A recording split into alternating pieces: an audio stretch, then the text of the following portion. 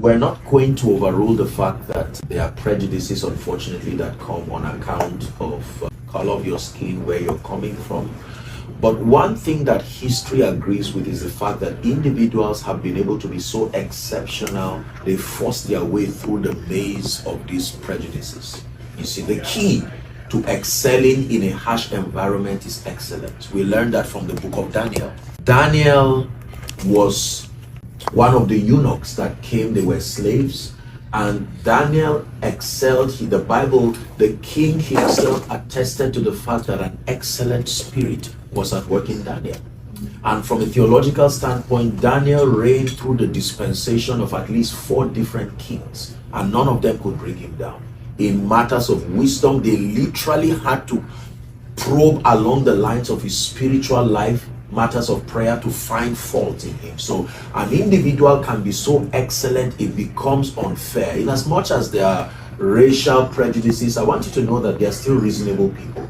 And then because you live in a territory where there's a great respect for policies, eventually truth and excellence, when combined, have such compelling power, it will eventually give you visibility. The Bible says, neither do men light a lamp and put it under a bushel, provided the lamp is lit eventually. How do you think we got here? You have no idea the kinds of prejudices you have to push to be global. You see?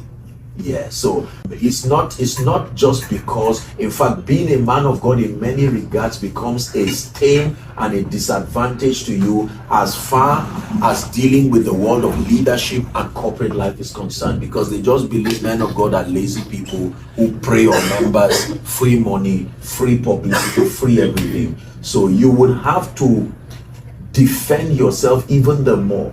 You see, when you have to the secular environment will usually not have so much respect, especially for African preachers, because they think we're just dummies who don't know anything, and we just talk to poor people seeking to make a meaning out of their lives. You would have to distinguish yourself commendably for the secular world to identify you, and then I submit to you that probably, without exaggeration, at least 90% of African preachers cannot speak on a global stage. They don't have what to say.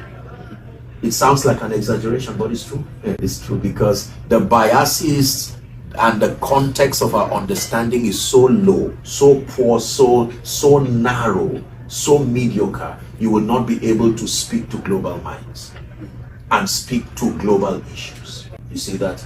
So there are few people, few trailblazers from the African continent who are doing a great job, and